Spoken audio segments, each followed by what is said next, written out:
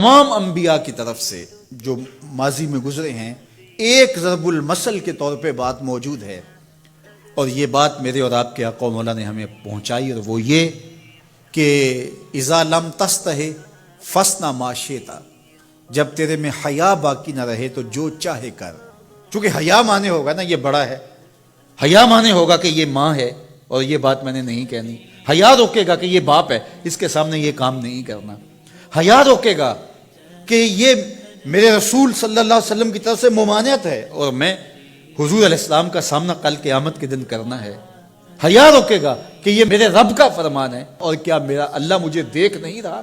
حیا ہے تو گناہوں سے خود بخود روکو گے، کوئی کیمرہ نہیں تو پھر بھی رک جاؤ گے، کوئی سیکورٹی نہیں تو پھر بھی رک جاؤ گے، کوئی واچ نہیں کر رہا پھر بھی رکو گے، بند کمرے میں بھی رکو گے، اپنے رب سے حیا کرتے ہو.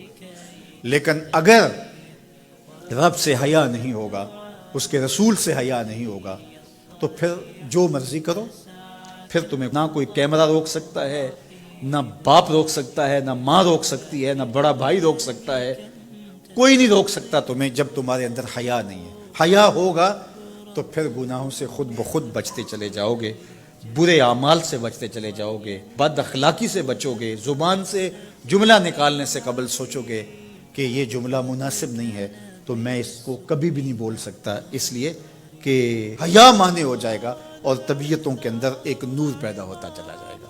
اور یہ پردہ جب اٹھ گیا اور یہ ڈر جب ختم ہو گیا تو پھر راستے صاف ہو جاتے ہیں، جو مرضی کرتا رہو، پھر کوئی پرواہ نہیں ہوتی ہے. مدینہ المنورہ میں صحابہ تشریف فرما تھے کہ ایک خاتون گزری، سیاہ رنگت، حبشی نژاد. تو ایک صحابی فرمانے لگے اگر جنتی خاتون دیکھنی ہے تو یہ خاتون جا رہی. تو پوچھا کہ یہ کیسے؟ کہا ایک دن یہ خاتون حضور کے پاس آئی اور اس نے کہا حضور مجھے مرگی کے دورے پڑتے ہیں تو میرے لیے دعا کر دیجئے کہ اس مرض سے مجھے نجات ملے. تو آقا کریم علیہ السلام نے فرمایا اگر تم کہو تو میں دعا کر دیتا ہوں اور یہ دورے تمہیں نہیں پڑیں گے، اور اگر تم ان پہ صبر کر لو تو میں تمہیں جنت کا وعدہ دیتا ہوں. اب تمہارے ہاتھ میں ہے، جو چاہو کر لو. اس خاتون نے بغیر تأمل کے کہا مجھے جنت والا وعدہ قبول ہے، دورے پڑتے رہے کوئی بات نہیں، مجھے جنت والا وعدہ قبول ہے، لیکن حضور ایک کرم میرے پہ فرمائیے، وہ یہ کہ جب مجھے دورہ پڑتا ہے تو میں گر پڑتی ہوں، تو گر جانے کی وجہ سے سطر کا خیال نہیں رہتا، ظاہر ہے بے ہوشی ہو جاتی ہے، تو میرے پہ یہ کرم فرمائیے، دعا کیجئے جب میں گروں تو اللہ میرے سطر کی حفاظت کرے. تو حضور نے یہ دعا کر دی. اب وہ گرتی تھی لیکن اس کا سطر نہیں کھلتا تھا. اللہ اکبر. تو اس کو کتنا خیال تھا اپنے پردے کا، کتنا خیال تھا اپنے سطر کا. یہ جمال ہے عورت کا، عورت مستور ہے، عورت کو عورت کہا جاتا ہے، مستور سطر سے ہے، یہ پردے کی چیز ہے. اور اللہ جل شانہ نے اوڑھنیاں اوڑھ کر کے رکھنے کی خواتین کو تلقین کی. آج جدید مفکرین تو عورت کے ساتھ مصافحہ کے راستے بھی نکال رہے ہیں.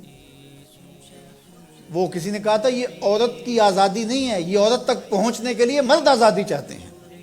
عورت سمجھتی ہے مجھے آزادی مل رہی ہے، یہ تجھے آزادی نہیں دی جا رہی، یہ تیری آبرو کو، تیری عزت کو، تیری ناموس کو تار تار کرنے کے لیے یہ مرد آزادی چاہ رہا ہے، یہ آوارہ لوگ آزادی چاہ رہے ہیں.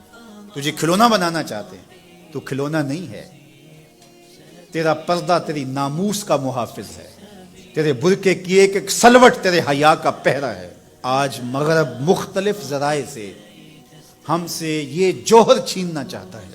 تو اب ہمارے اوپر تہذیبی یلغار کے ذریعے سے، میڈیا یلغار کے ذریعے سے، تمدنی یلغار کے ذریعے سے، مختلف ناموں سے، مختلف ایام منانے کے ذرائع سے ہم سے اگر ہمارے جوہر حیا کو چھین لیا جاتا ہے تو ہمارے پلے کیا بچتا ہے؟ کیا ہم گو کوڑا قوم ہے کہ جو کوئی لے کے آئے اور اسی کے پیچھے چل پڑے؟ کیا ہمیں نہیں پتا کہ ہم کون ہیں؟ ہماری بھی کوئی بنیاد ہے، ہماری کوئی ساکھ ہے، ہمارے ابا و اجداد ہیں، ہمارے اوپر کتاب اتری ہے، ہمارے آقا نبیوں کے امام ہیں، ہمیں پورا کامل اکمل دین دیا گیا ہے. کیا ہم وسیع ظرفی کے نام سے، روشن خیالی کے نام سے سب کچھ اختیار کر لیں گے؟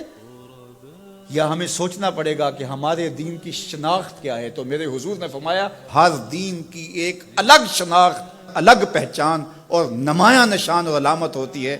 اسلام کی وہ نمایاں علامت حیا ہے۔ اگر حیا ہے تو دین ہے، اگر حیا نہیں ہے تو دین نہیں ہے۔